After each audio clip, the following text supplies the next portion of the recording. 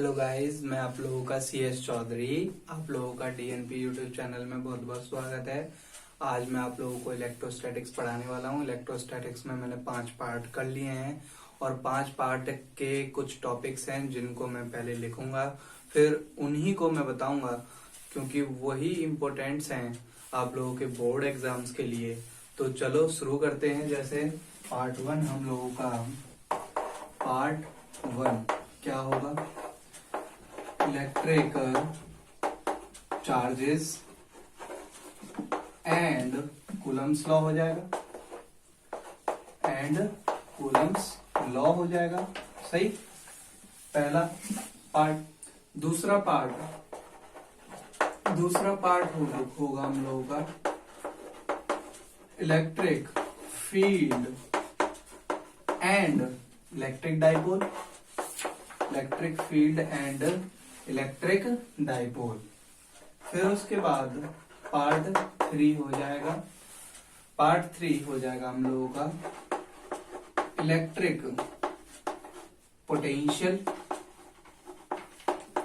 And potential energy. And क्या हो जाएगा? Potential energy. फिर उसके बाद पार्ट 4 होगा हम लोगों का electric flux and Gauss theorem. फिर उसके बाद हम लोगों का लास्ट पार्ट है पार्ट 5 जिसमें आ जाएगा कैपेसिटर एंड कैपेसिटेंस। और ये हम लोगों का चैप्टर खत्म हो जाएगा। इसमें 5 पार्ट सारे हैं, तो इस वजह से ये यूनिट कैसी हो जाएगी? बड़ी यूनिट हो जाएगी। तो इसमें हम लोगों को टाइम लगने वाला है, इसीलिए हम लोगों को इन पार्ट्स के जितने भी टॉपिक्स होंगे हम लोगों को उसके क्वेश्चंस लगा लेने हैं प्रीवियस ईयर से। तो जैसे मैं स्टार्ट करता हूँ पार्ट 1 को। तो पार्ट 1 में हम लोगों को क्या क्या टॉपिक्स पढ़ने हैं उसकी मैं बात कर लेता हूँ। जैसे इलेक्ट्रिक चार्जेस में हम लोगों को पहला पार्ट पढ़ना होगा कि इलेक्ट्रिक चार्ज क्या होता है। इलेक्ट्रिक चार्ज क्या होता है पहला। जैसे पार्ट 1 की बात कर रहे हैं तो पार्ट 1 में टॉपिक 1 जो होगा वो होगा इलेक्ट्रिक चार्ज क्या होता है। पहली बात होगा कि इलेक्ट्रिक चार्ज क्या होता है। फिर उसके बाद हम लोग पढ़ेंगे टाइप्स ऑफ चार्जेस को। फिर उसके बाद हम लोग क्या पढ़ेंगे? टाइप्स ऑफ चार्जेस को। फिर उसके बाद हम लोग पढ़ेंगे कि प्रॉपर्टीज ऑफ चार्जेस को पढ़ेंगे। फिर उसके बाद हम लोग क्या पढ़ेंगे? Constituents of charges of atom. फिर उसके बाद हम लोग पढ़ने वाले हैं, ये हो जाएगा हम लोग का। अब सेकंड मतलब कि सेकंड इसमें टॉपिक आएगा, सब टॉपिक, जिसका नाम है Coulomb's law.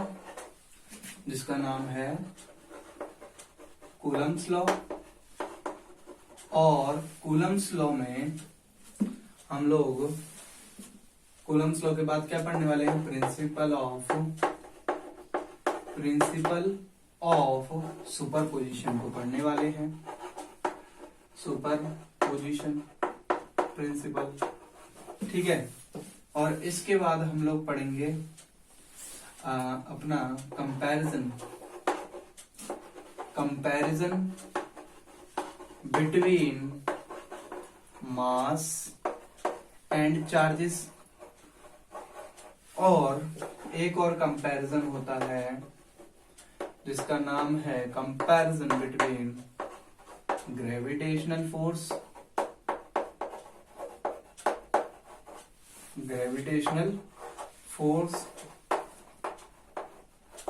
And electrostatic force. Electrostatics force. सही। फिर उसके बाद हम लोगों का एक टॉपिक रह जाता है जिस टॉपिक का नाम है equilibrium. Equilibrium of charges. Equilibrium of charges हम लोग पढ़ेंगे। चलो शुरू करते हैं। पार्ट 1 में सबसे पहले इलेक्ट्रिक चार्ज क्या होता है। सही। इलेक्ट्रिक चार्ज क्या होता है। Electric charge. तो इलेक्ट्रिक चार्ज का मतलब है कि इलेक्ट्रॉन्स, प्रोटॉन्स या फिर न्यूट्रॉन्स, यही इलेक्ट्रिक चार्जेस होते हैं। तो जैसे इलेक्ट्रिक चार्जेस हम किसे कहते हैं। इलेक्ट्रिक चार्जेस का मतलब है Q बराबर I इंटू टी। ठीक। Q बराबर I इंटू टी।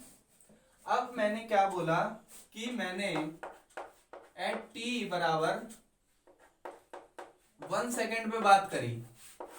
जब मैं t बराबर 1 सेकेंड पे बात करूंगा तो क्या होगा, Q बराबर I हो जाएगा। Q बराबर I हो जाएगा। तो इससे हमें क्या समझ आया। इससे हमें ये समझ आया कि जितना करंट हमारा पास करेगा 1 सेकेंड में वही हमारा इलेक्ट्रिक चार्ज हो जाता है। जितना भी करंट हमारा 1 सेकेंड में पास करेगा वही हमारा क्या हो जाएगा, इलेक्ट्रिक चार्ज हो जाएगा। और हमें पता है कि इलेक्ट्रिक करंट वैसे दूसरी डेफिनेशन क्या होती है कि flow of protons is called electric current. कहो कि opposite flow of electrons is called electric current. ठीक। तो जैसे इससे हमें पूरी डेफिनेशन क्लियर हो जाती है। और आप देखेंगे इसकी एसआई यूनिट। एसआई यूनिट क्या होगी।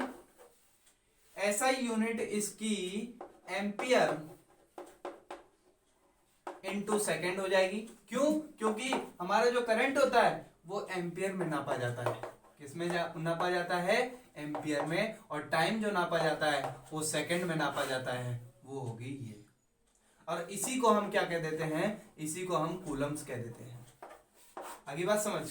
इसी को हम क्या कह देते हैं, कूलम कह देते हैं। ठीक। अब जैसे कूलम से बड़ी यूनिट भी होती होंगी और कूलम से छोटी यूनिट भी होती होंगी, तो उनको देख लेते हैं। जैसे मैंने बिगर यूनिट की बात करी, बिगर यूनिट की बात करी तो बिगर यूनिट में कौन कौन सी आ जाती है, ईएमयू आ जाती है। ठीक है।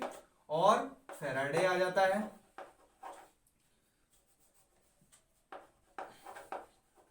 ठीक। तो 1 ईएमयू कितना होता होगा, ये बात कर लो। 1 ईएमयू हमारा 10 कूलम होता है। कितना होता है, 10 कूलम होता है। और 1 फैराडे हमारा 96500 कूलम होता है। ठीक है। तो मतलब कि दोनों यूनिट कूलम से बड़ी हो गई। अब एक चीज और देख लें कि कूलम से छोटी यूनिट कौन सी होती है। तो कूलम से छोटी यूनिट, जैसा कि आप लोगों ने सुना ही होगा या फिर पढ़ाया होगा किसी न किसी ने। ठीक है ना। तो स्मॉलर यूनिट की बात करें, स्मॉलर यूनिट की बात करें तो स्टैट कूलम होता है। क्या होती है, स्टैट कूलम होती है। और 1 कूलम बराबर 3 इंटू 10⁹ स्टैट कूलम होती है। सही है। 3 इंटू 10⁹ स्टैट कूलम होती है। ये तो हो गई क्या, कूलम से छोटी यूनिट। कूलम से बड़ी यूनिट देख ली हम लोगों ने, कूलम से छोटी यूनिट देख ली। तो हम लोगों ने क्या देख लिया, पहले डेफिनेशन देख ली, उसके बाद यूनिट्स देख ली। अब एक चीज और जो पूछी जाती है, डायमेंशनल फॉर्मूला। तो डायमेंशनल फॉर्मूला तो बहुत सिंपल है। क्या है, बहुत सिंपल। जैसे इधर ही से समझ आ रहा है हम लोगों को कि I का होता है A और T का होता है T और Q का हो गया Q और ब्रैकेट में बंद। ये क्या हो गया इसका डायमेंशनल फॉर्मूला।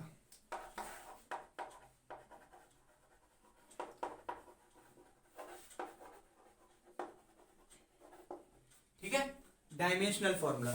अब ए और टी क्यों आया भाई? और सारे डायमेंशनल फॉर्मूला में एम एल टी आता है, इसमें ए और टी क्यों आया? तो ये एक फंडामेंटल प्रॉपर्टी है नेचर में, ये एक फंडामेंटल प्रॉपर्टी है और ये एक डराइव्ड क्वांटिटी है एसआई सिस्टम के हिसाब से। क्यों? क्योंकि इसके खुद के अल्फाबेट्स आते हैं इसके डायमेंशनल फॉर्मूले में। आगे बात समझ? इसके डायमेंशनल फॉर्मूले में इसके खुद के अल्फाबेट्स आते हैं, इस वजह से ये एक फंडामेंटल प्रॉपर्टी हो गई नेचर के अंदर और ये एक डेराइव्ड क्वांटिटी हो गई अकॉर्डिंग टू एसआई सिस्टम। आगे बात समझ में? अब ये तो हमने ये सीख लिया है कि इलेक्ट्रिक चार्जेस क्या होते हैं, इलेक्ट्रिक चार्जेस की डेफिनेशन क्या होती है और इलेक्ट्रिक चार्जेस के डायमेंशनल फॉर्मूला एंड यूनिट्स क्या क्या होते हैं। सही। अब जैसे देखें कि कुछ पॉइंट्स हैं। अब इलेक्ट्रिक चार्जेस में कौन कौन से चार्जेस आ जाते हैं? तो इलेक्ट्रिक चार्जेस में 3 तरीके के चार्जेस आते हैं। कितने तरीके के? 3 तरीके के। एक आता है इलेक्ट्रॉन, क्या आता है? इलेक्ट्रॉन। एक आता है प्रोटॉन, एक आता है न्यूट्रॉन। इसके पास चार्ज कैसा? 0। इसके पास चार्ज कैसा? पॉजिटिव। इसके पास चार्ज कैसा? नेगेटिव। ये तो मैंने बता दिया कि चार्ज कितना होता है। अब ये बता दूं कि इनका मैग्नीट्यूड कितना होता है। तो चार्ज का मैग्नीट्यूड इसके लिए होता है -1.6 इंटू 10⁻⁻19 कूलम। इसके लिए कितना होता होगा? Positive 1.6 into 10⁻⁻19 coulomb. और इसके लिए तो मैंने बता ही दिया कि 0 होता है। ठीक है, इतनी बात समझ आ गई हम लोगों को। अब एक चीज देखते हैं कि constitutions of charges in atoms. Atoms में चार्जेस का कॉन्स्टिट्यूशन, ये तो समझ आ गया हम लोगों को। अब हम लोगों का नेक्स्ट टॉपिक है कि चार्जेस ऑन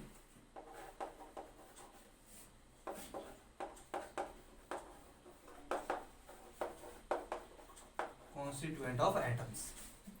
एटम्स को बनाने के लिए जो चार्जेस की जरूरत होगी उसकी बात कर लेते हैं।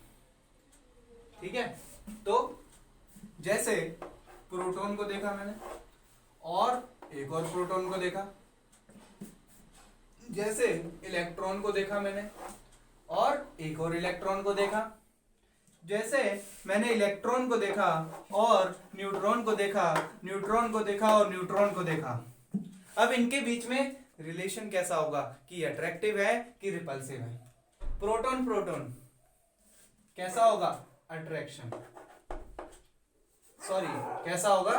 रिपल्शन। कैसा होगा? रिपल्शन। इसमें भी रिपल्शन, इसमें अट्रैक्शन, इसमें भी अट्रैक्शन। मैं बताऊंगा कैसे अट्रैक्शन होगा, कैसे इनमें रिपल्शन होगा। ठीक है, तो जैसे इसमें रिपल्शन कैसे हुआ? इसके पास चार्ज अभी मैंने बताया था कितना था? +1.6 इंटू 10⁻⁻19 कूलम। इसमें भी वही होगा। तो सेम चार्जेस जो होते हैं क्या करते हैं? रिपेल करते हैं। ये एक चार्ज की क्या हो गई? प्रॉपर्टी हो गई कि like charges repel each other, unlike charges attract each other. तो ये क्या कहेगा? ये वाला प्रोटॉन इस वाले प्रोटॉन को क्या कहेगा? भाग यहां से। क्या कहेगा? चल भाग यहां से। अब ये वाला प्रोटॉन इस वाले प्रोटॉन को क्या कहेगा? चल भाग यहां से। ठीक है, अब ये इलेक्ट्रॉन भी ऐसे ही रिलेशन शो कर रहे हैं, तो ये भी कहेगा चल भाग यहां से, ये भी कहेगा चल भाग यहां से। ठीक है, नहीं समझ आया होगा तो दोबारा से देख लो। इस इलेक्ट्रॉन पे मैं जाके बैठ गया। जब मैं इस इलेक्ट्रॉन पे जाके बैठ जाऊंगा तो ये वाला इलेक्ट्रॉन क्या कहेगा इस वाले इलेक्ट्रॉन को कि भाग यहां से। ठीक है, यदि मैं इस पे बैठ जाता तो ये वाला इलेक्ट्रॉन इसको क्या कहता? चल भाग यहां से। ठीक है, अब जैसे इस पे बैठ जाऊं मैं, इलेक्ट्रॉन पे बैठ गया और ये है न्यूट्रॉन, इसके पास कोई चार्ज नहीं है जैसा कि मैंने अभी बताया था। अब ये दोनों क्या करेंगे, अट्रैक्ट करेंगे। अट्रैक्ट क्यों करेंगे, इसके पास है नेगेटिव चार्ज, इसके पास है जीरो, तो ये इसको बुलाएगा और इसको फिल कर देगा, और ये खुद भी क्या हो जाएगा, पॉजिटिव हो जाएगा।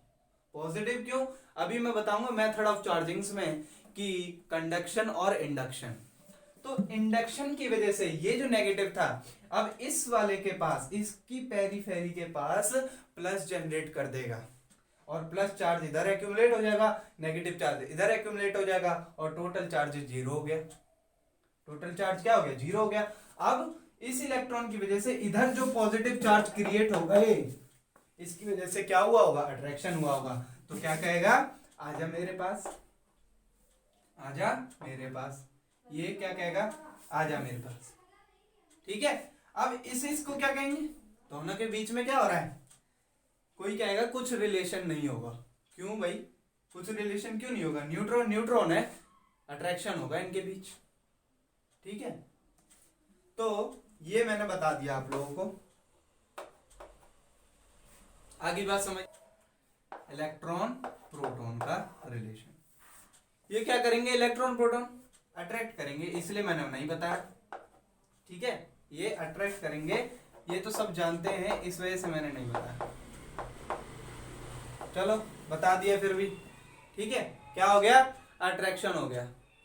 तो अपना types of charges, types of charges तो वैसे मैंने बता दिया है, लेकिन अब हम क्या पढ़ रहे हैं, ये तो होगी हमारी जनरल बातें। इलेक्ट्रोस्टैटिक्स को पढ़ रहे हैं, तो इलेक्ट्रोस्टैटिक्स के हिसाब से टाइप्स ऑफ चार्जिंग पढ़ेंगे। तो लिखता हूं मैं, types of charging.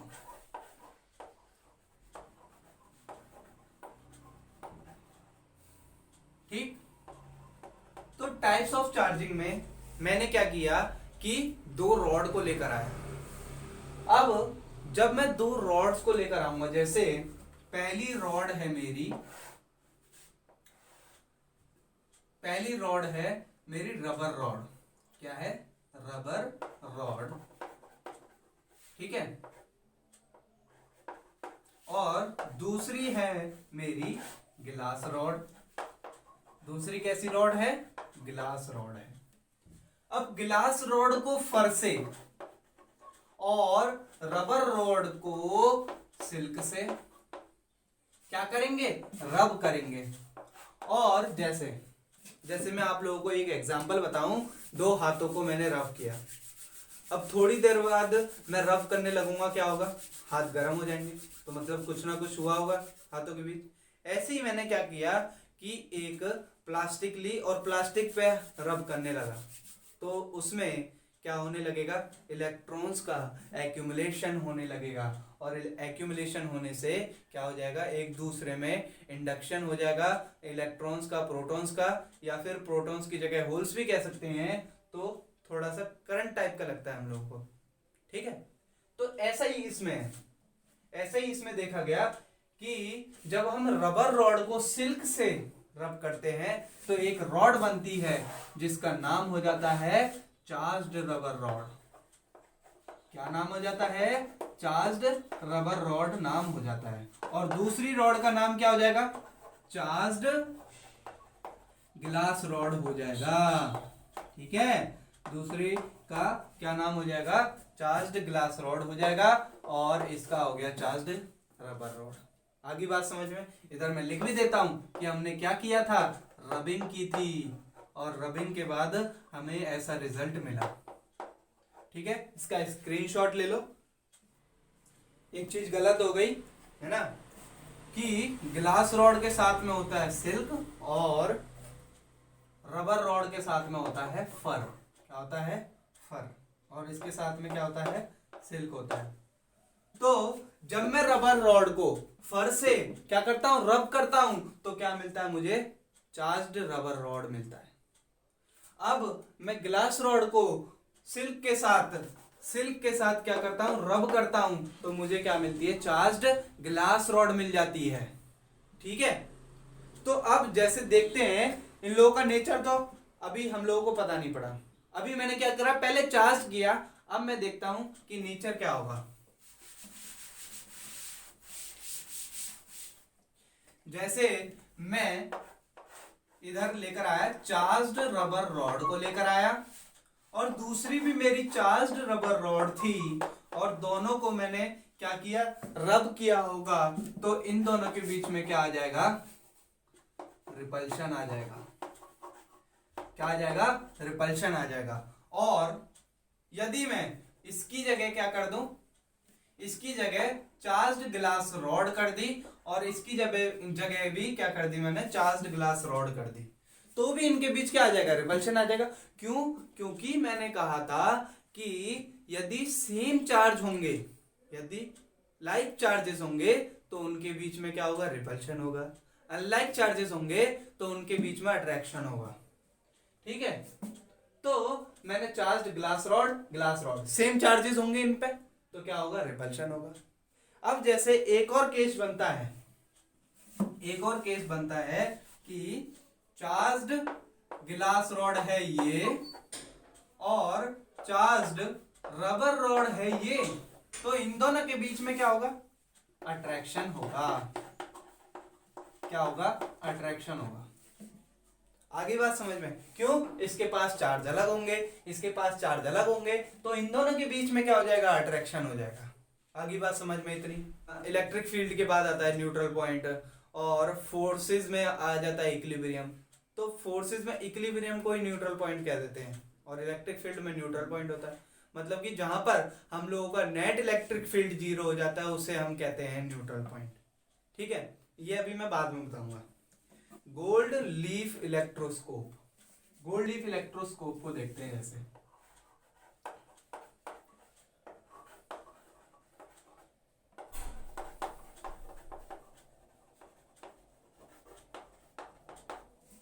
Gold leaf electroscope experiment,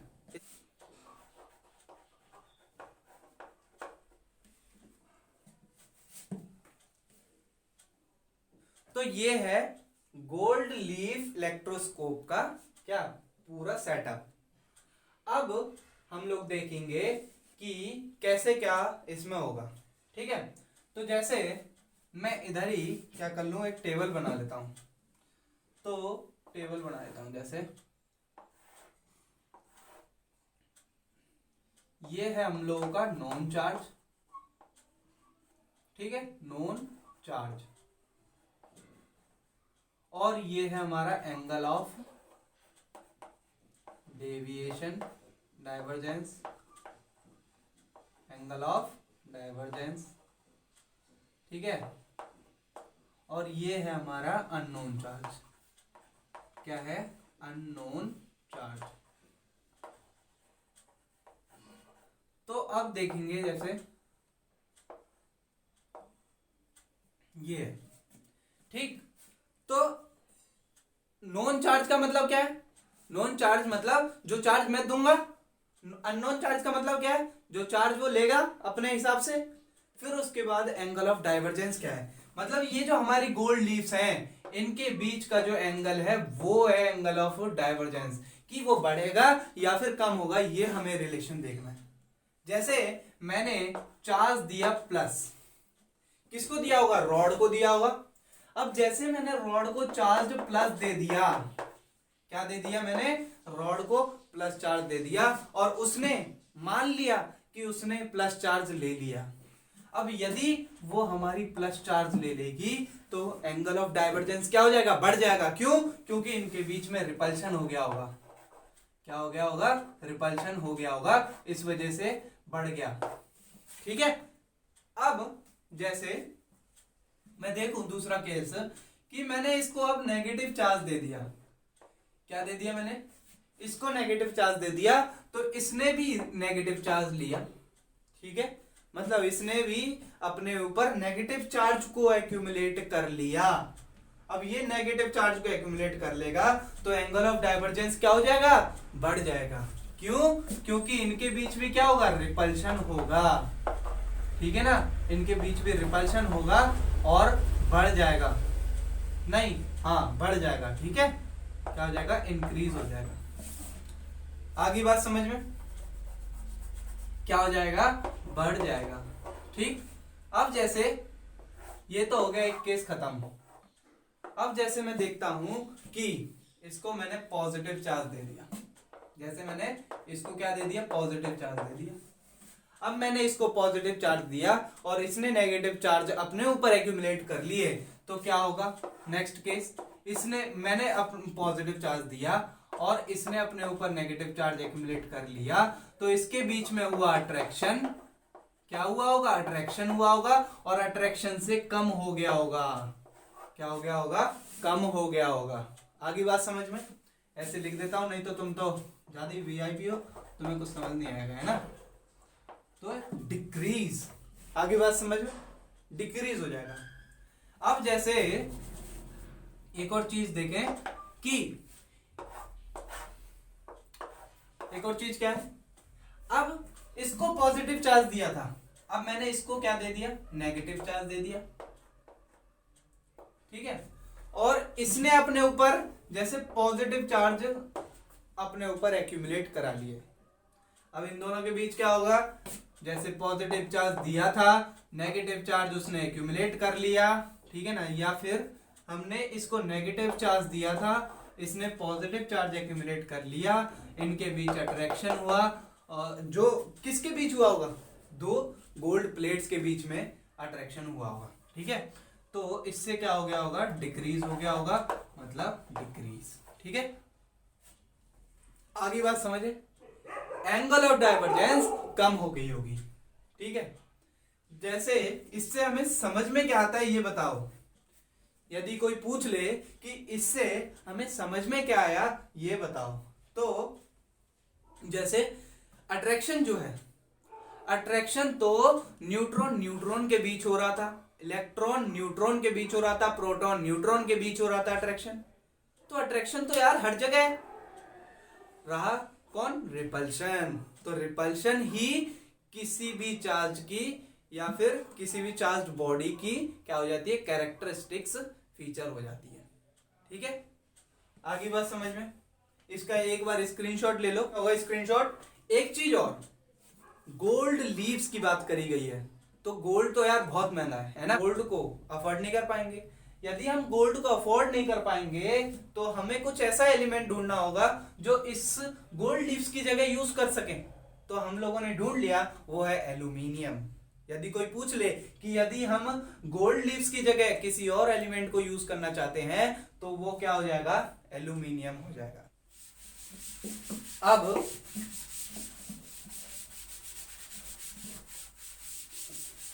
एक चीज और है कि मटेरियल्स कैसे कैसे होते हैं, है ना।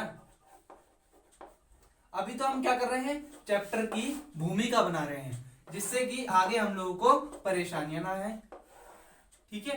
तो मटेरियल कितने तरीके का होता है, तीन तरीके का। पहला कंडक्टर, दूसरा होता है,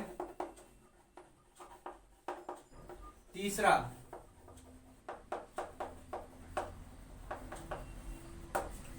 तो पहला होता है कंडक्टर, दूसरा होता है इंसुलेटर और तीसरा होता है हमारा सेमीकंडक्टर। तो सेमीकंडक्टर तो हम लोगों का खुद का एक चैप्टर है, ठीक है ना, तो उसको तो हम बाद में देखेंगे, लेकिन अभी क्या देख लेते हैं, इन लोगों की डेफिनेशन देख लेते हैं कि क्या ये करेंगे और क्या इनका यूज है, ठीक है। तो जैसे कंडक्टर की बात करें तो कंडक्टर क्या है, लेस रेजिस्टेंस ऑफरिंग करे, ठीक है। तो ऑफर लेस रेजिस्टेंस को ऑफर करने वाला क्या है, कंडक्टर है, ठीक है।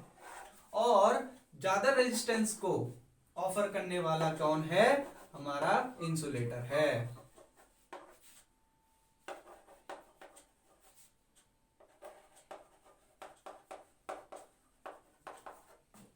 आगे बात समझ। अब सेमीकंडक्टर की देख लेते हैं। तो सेमीकंडक्टर क्या होगा, सेमी मतलब बीच का, ठीक है। इससे समझेंगे कि सेमी मतलब बीच का, तो इन दोनों के बीच जो ऑफर कर रहा हो रेजिस्टेंस वो है सेमीकंडक्टर। क्या है, सेमीकंडक्टर। तो बिटवीन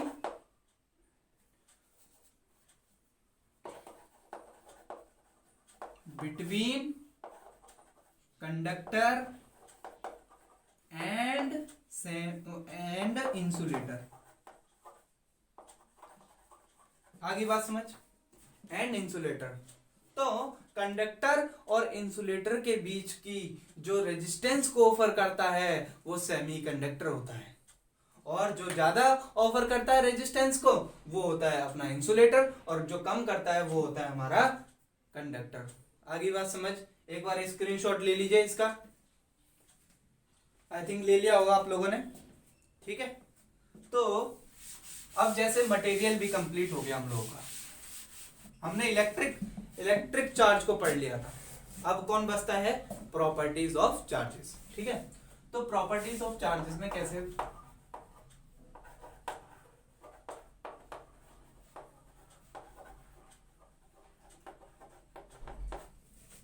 प्रॉपर्टीज ऑफ चार्जेस में चार्जेस की क्या क्या प्रॉपर्टी है।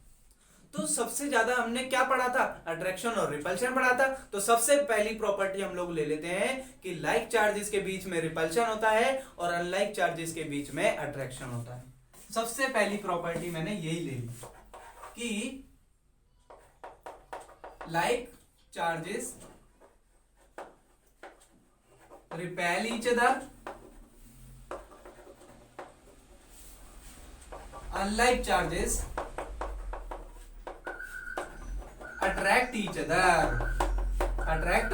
अदर। तो पहली प्रॉपर्टी होगी चार्जेस की क्या, लाइक चार्जेस रिपेल करते हैं एक दूसरे को, चल भाग यहां से, लाइक चार्जेस वो है, और अनलाइक चार्जेस जो अट्रैक्ट करते हैं एक दूसरे को। आगे बात समझ में।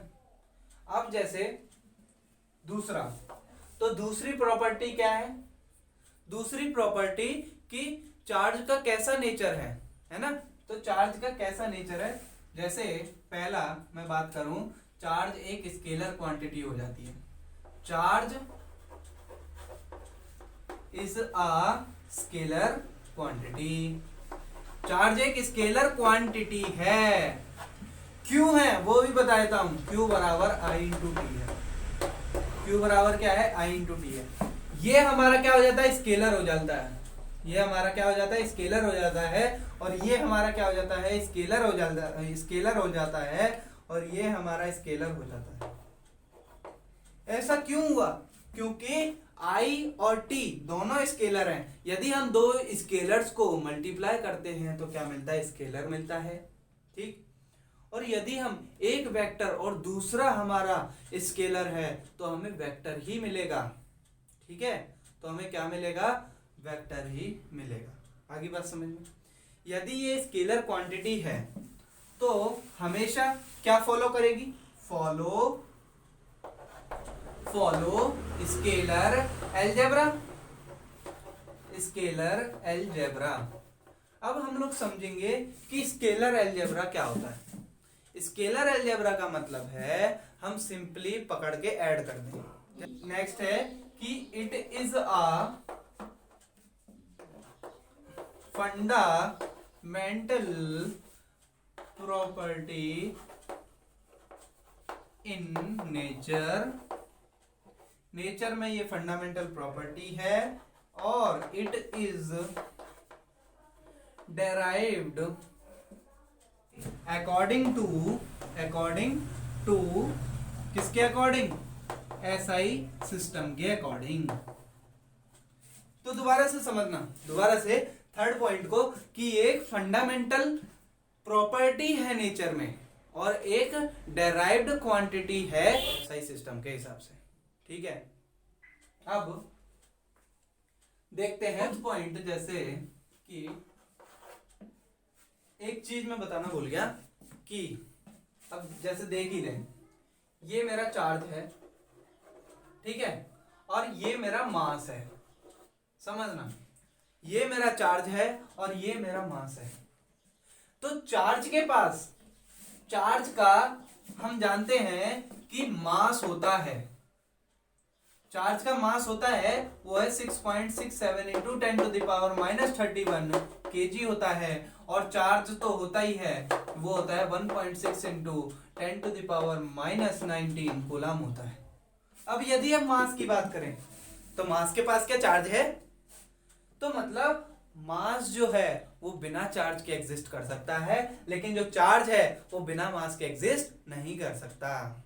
यही है हमारी फोर्थ प्रॉपर्टी। तो तो इसको कैसे लिखेंगे कि ये तो आप लोगों को समझ आ गया होगा। तो लिखते हैं जैसे चार्ज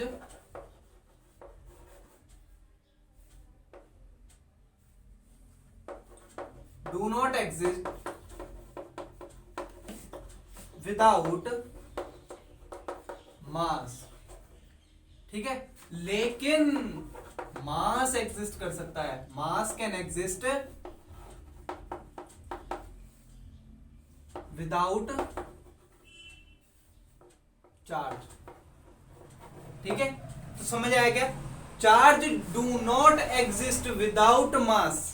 मास के बिन चार्ज नहीं रह सकता।